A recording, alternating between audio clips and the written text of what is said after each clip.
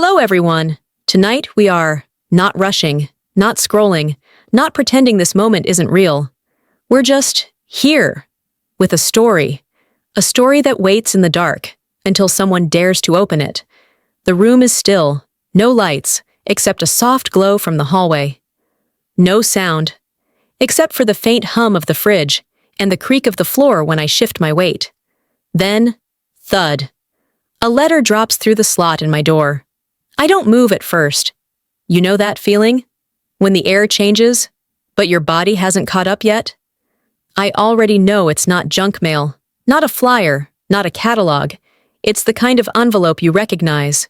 Crisp, white. A law firm's name pressed into the top corner in sharp black ink. I walk toward it, slowly, carefully, like it might break if I touch it the wrong way. And when I turn it over, I see his name, their names, and mine. It's been 7 years, 7, since I walked out of a life that was too small for my voice. And yet, somehow, this paper knew exactly where to find me. But before we keep going, can I ask something small? If you've ever had a moment that caught you off guard, a silence that meant something, go ahead and like the video. Subscribe too, but only if you really feel something here. And tell me, where are you watching from? What time is it where you are right now? I'd love to know. I always read the comments. Now, turn off the lights. Maybe turn on the fan. Let that soft hum follow us into the past. And let's start our journey tonight. I used to believe that loving someone meant choosing them every day, even when they didn't choose you back. Back then, I was the kind of woman who packed lunch before sunrise and stayed up late learning how to stretch grocery money so he could focus on his vision. He had big dreams, and I had quiet ones, and that's how we thought it should be. He talked, I listened, he built, I supported.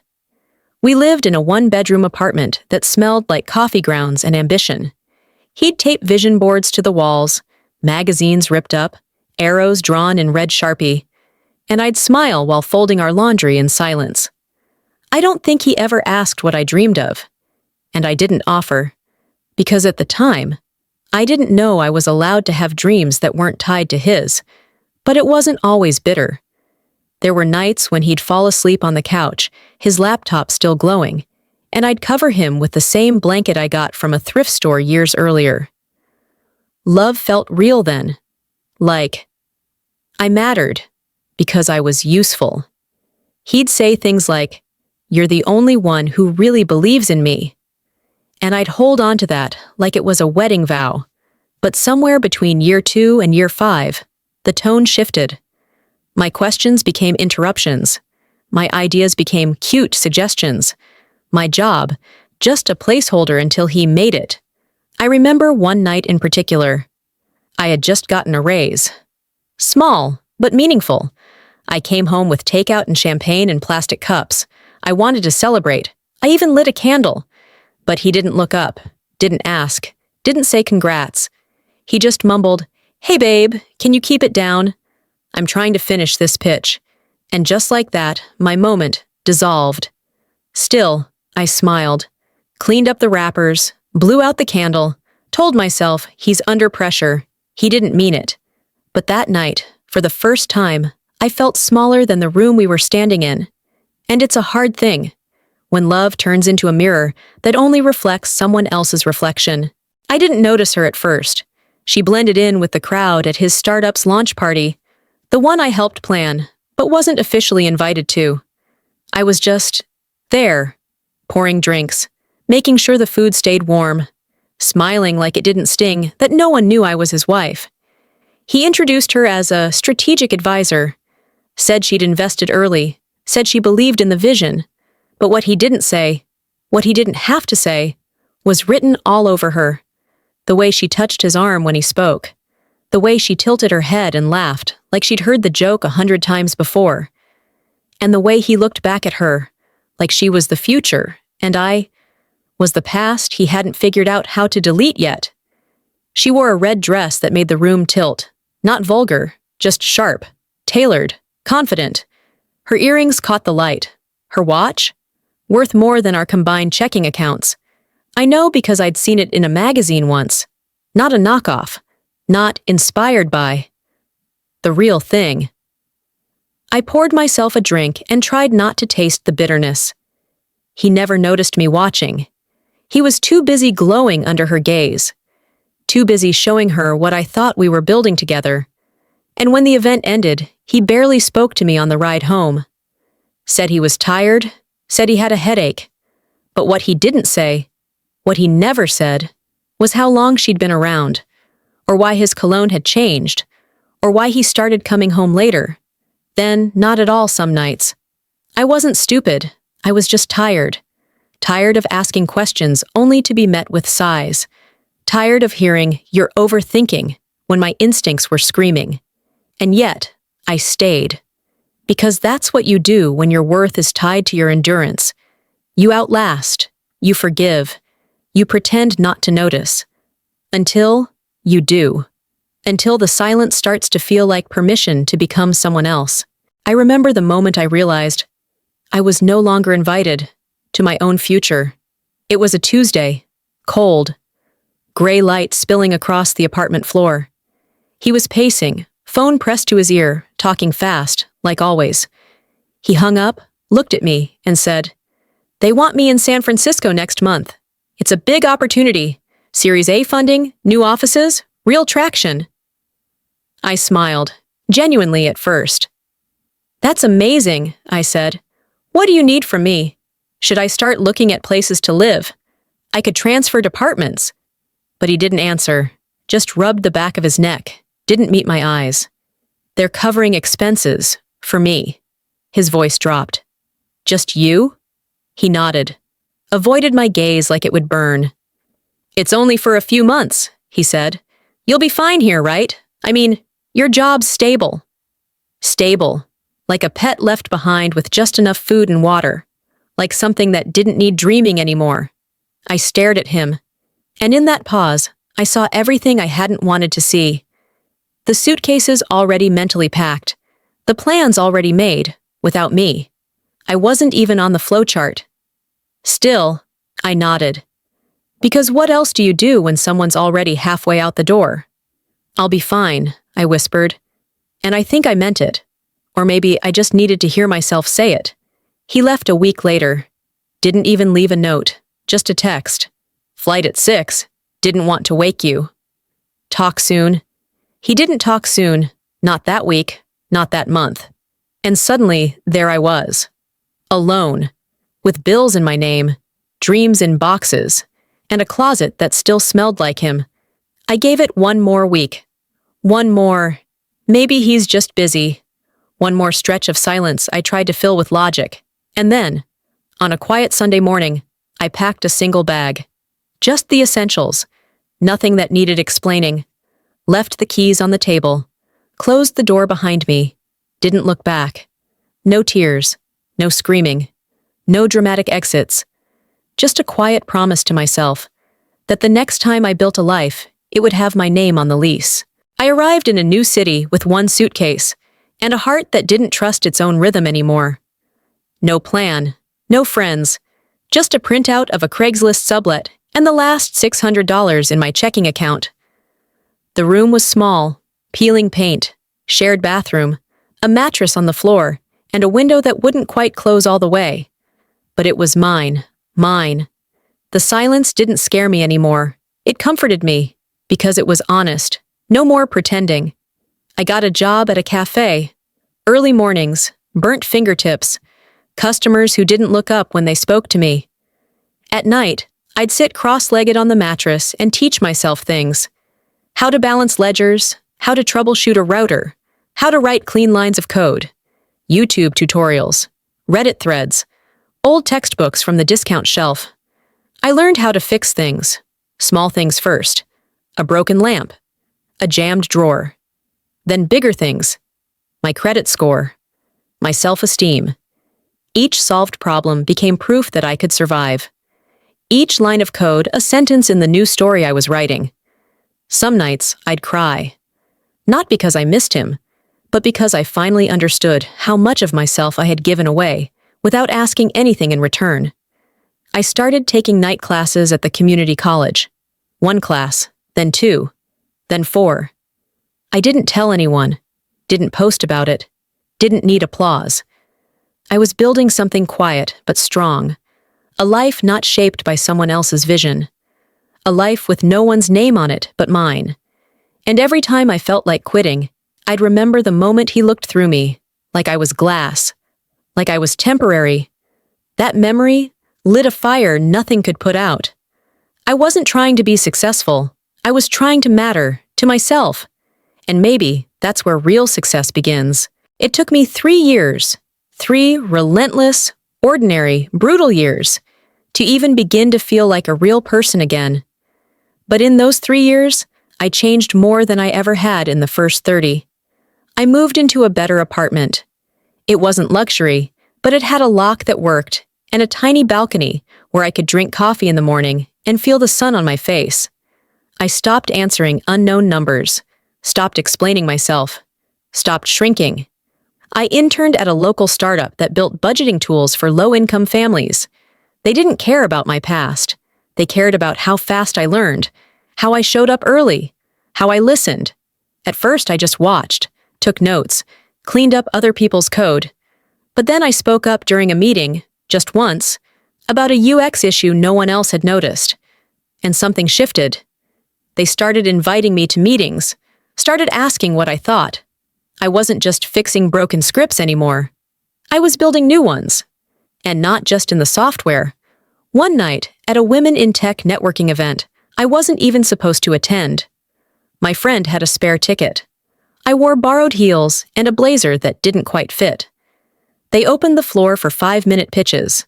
No slides, no polish, just a mic and a heartbeat. I don't remember walking on stage. I just remember my hands shaking and my voice, sounding stronger than I expected. I pitched a budgeting platform designed by women who had actually lived paycheck to paycheck. No flashy graphs, no investor lingo, just a quiet truth. We build better tools when we stop pretending we've never struggled. When I stepped down, the room was still. Then, applause. And afterward, 2 people approached me. One offered mentorship. The other, seed funding. I went home that night with my heels in my hand, a blister on my heel, and the first real yes I'd ever received. Not because I was someone's wife, not because I was someone's placeholder, but because I had something real to say. I cried into my pillow out of something that felt like hope, like beginning. I didn't know then that everything was about to change, but I felt it, for the first time in years, the weight of my own name carried fully by me. The first year of the startup was chaos. Beautiful, exhausting, caffeine-fueled chaos. I had never worked so hard, or believed so deeply in something that didn't even exist yet. We were 3 women sharing a single desk in a co-working space next to a podcast startup that played ukulele jingles too loud. But we had something they didn't. We had stories. We had scars. We had spreadsheets built on survival. Our product was simple. A budgeting platform that translated financial jargon into language you didn't need a finance degree to understand. No fine print, no shame, just clarity, and choice, and freedom. At night, I'd go home, collapse on my couch, and cry from how tired I was. Then, I'd open my laptop again. Because dreams don't build themselves. We got our first 100 users from a local women's shelter. We visited in person, asked questions, listened. Their feedback shaped every feature we built. We didn't have funding for ads, so we built trust instead. Word spread, slowly, quietly, but steady. And then, a journalist from a local paper called, said she'd heard what we were doing, asked if we'd mind being profiled. 2 weeks later, there we were, on the front page of the business section. The fintech startup that starts with empathy. Emails flooded in. One of them was from a VC who had passed on us 6 months earlier. Now he wanted a meeting. Funny how visibility changes the volume of your voice. We raised a seed round. Then another. I was named CEO by the board. Not because I demanded it, but because I had become the heartbeat of what we were building. And with every milestone, every newsletter, every speaking panel, every investor meeting, I kept thinking, he wouldn't believe this. He, the man who once told me I wasn't built for risk, that I was too cautious, too careful, that I wouldn't understand how hard it is at the top. And maybe he was right, because I wasn't trying to be at the top. I was trying to build something that mattered, from the bottom. But by year 4, our platform had over 200,000 users. And I was being interviewed on national podcasts. One day, as I walked past a downtown billboard, I saw my own face, smiling, strong, unapologetic. I stood on the sidewalk in the rain, soaking wet, laughing like a woman who had just outrun a version of herself she no longer recognized. I wasn't his anymore. I was mine, entirely. The envelope came on a Thursday, cream-colored, thick, embossed seal in the corner.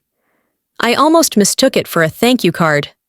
But the weight of it, that cold, quiet heft, told me it wasn't gratitude inside. It was from a law firm, not mine, not someone I knew. I opened it slowly, deliberately.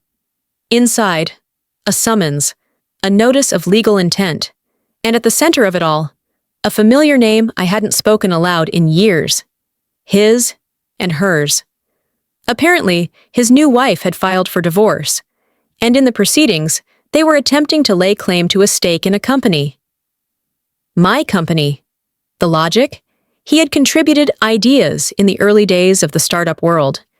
His professional journey had inspired parts of the product, and therefore, through a complicated web of community property arguments, they believed he was entitled to a share. I reread the letter twice. Then again. It didn't sting, not like before. It made me laugh, a short, sharp sound in the stillness of my office. Not because it was funny, but because it was absurd. Because the very person who once told me I was just too safe to be visionary was now trying to claim the very thing he said I'd never be capable of. And the cherry on top? The mediation meeting was scheduled to be held in my company's downtown conference room. Apparently, their legal team didn't know, didn't realize who I was, didn't connect the dots. Or maybe they thought I'd quietly settle, to avoid press, to avoid attention. But I don't do quiet anymore, not when it comes to protecting what I built with my own 2 hands. So I confirmed the appointment, blocked out the time, and prepared the paperwork myself. I wore navy blue that day, hair tied back. No jewelry, no theatrics. Just the sharp calm of someone who already won before the game even started. When they walked into the building, they had no idea what was waiting for them on the other side of that glass door. They entered like they owned the room. Her heels struck the floor first. Click, click, click. Punctuated with the kind of confidence that comes from believing the story you've written for yourself. She wore power red again, like she always had. But this time, it didn't make me feel small. It just made her look predictable. He followed behind her, slightly slower, hair grayer, eyes not quite meeting mine. And then they saw me, sitting at the head of the table, hands folded, documents neatly stacked before me. Not the assistant, not legal counsel, not a witness. Me, the CEO. The expression on his face. It flickered. First confusion, then recognition, then something that looked a lot like regret, but could have just been embarrassment. "Sam?" he said, like the word got stuck halfway through his throat. She didn't say a word. Her eyes moved from the placard with my name to the framed photos on the wall. Press clippings, team celebrations, awards with my signature etched in metal. "Please," I said gently, gesturing to the chairs across from me. "Have a seat." The lawyers began talking, paper shuffling, clauses quoted, terms laid out. But I wasn't really listening to them.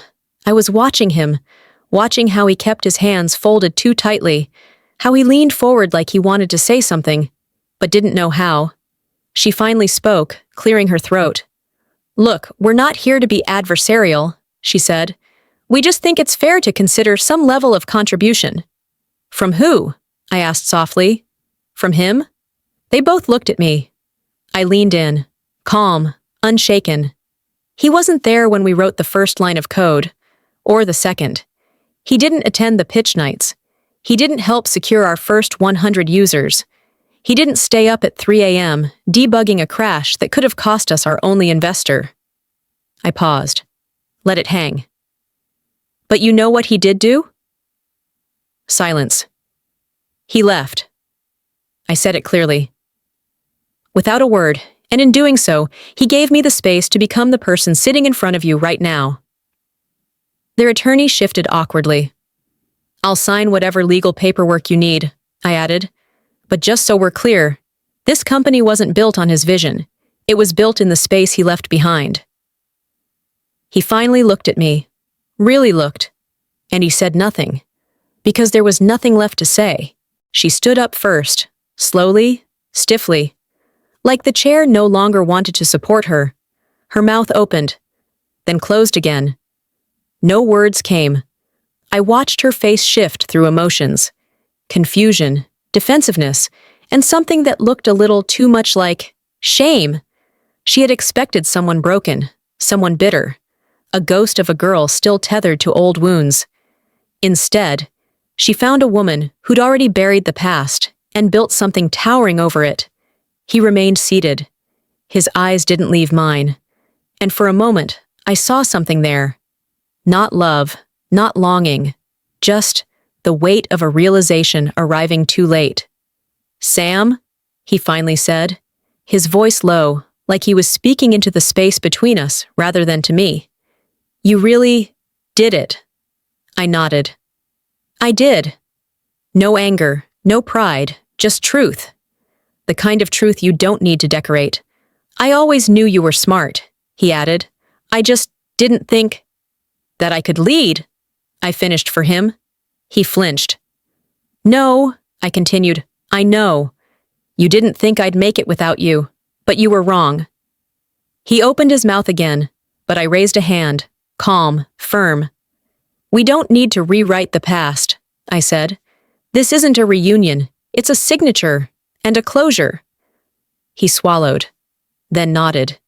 She stared at the wall, refusing to meet my eyes. The silence made her look smaller. I passed the papers across the table, the very same table he once said I'd never sit at. I signed them first. Clean, precise, no hesitation, then slid them to him. He stared at the spot where my signature lay, and for a second, I saw the disbelief settle in. That moment when you realize the chapter you thought you authored was never yours to begin with. He signed. She signed. The lawyer gathered the documents. And just like that, it was done. I stood up, tucked my chair in, and said with a calm smile, I'll let my assistant escort you out. They walked away without a word, not even a glance back. And I stood alone in the room, bathed in late afternoon light streaming through the glass windows of a company that bore my name, not theirs. No applause. No victory music, just the quiet breath of a door closing, and the deeper exhale of one finally opening. I went back to my office and closed the door. Not because I needed privacy, but because I needed stillness, to feel the weight of that moment without rushing past it. I walked to the window, same view I'd looked at for years, but today, it felt different, like I was finally standing in a life that fit me. Not squeezed into someone else's frame, not borrowed, not conditional. Mine. I poured myself a glass of water, held it in both hands. Not wine, not champagne. Just water. Clean. Simple. Necessary. Like truth. Like peace. I didn't feel triumphant, or angry, or even relieved. I just felt quiet.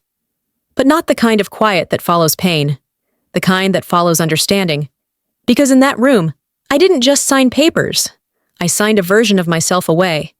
The woman who stayed too long, who shrank to fit, who waited to be seen. She was gone. And I didn't mourn her. I honored her. Because without her, I wouldn't be here. I sat down, checked my calendar. Back-to-back meetings all afternoon. Product updates, mentor calls, a speaking event next week. My life was full. Not in the busy sense, in the complete sense. And still, There was one email waiting in my inbox. From him. Subject line, "Thank you, for today." No message, no apology, just those 5 words. I stared at it for a long time, then archived it, not out of spite, not to erase, just to file it away, like any closed chapter. I didn't need a reply, because I had already answered. By living, by leading, by letting go. I turned back to my desk, opened my notebook, and on a fresh, blank page, I started outlining our next product release, because the future doesn't pause for ghosts, and I wasn't afraid of turning pages anymore. Weeks passed, and the silence stayed. Not the kind that aches, but the kind that soothes, that wraps itself around your shoulders like a blanket that finally fits. There were no more legal emails, no more strange phone calls, no surprises, just life. I got back to work, to board meetings and brainstorms, product launches and pitch rehearsals, the kind of busy that fills you up, not empties you. And then, one day, I saw her, not the new wife, her, the woman I used to be. She was walking out of a subway station in a reflection I didn't recognize at first. Worn shoes, heavy bag, eyes fixed on the sidewalk. And it hit me. How much I used to fold myself up to fit inside someone else's story. All the times I bit my tongue so he could speak louder. All the dreams I shelved so he could chase his. And how, for a long time, I thought that was love. But it wasn't. It was disappearing in slow motion. Now I speak with both hands. Now I take up space in rooms I used to tiptoe through. Now I build stories, not just for myself, but for every woman who's ever been told she's supportive, but not strong. Helpful, but not brilliant. I started mentoring younger founders, not the ones with the polished decks and Ivy League swagger, the quiet ones, the ones with notebooks full of messy ideas and hearts full of stubborn hope. I tell them, you don't have to be loud to be powerful, but you do have to believe your voice is worth hearing, even if no one else is listening yet.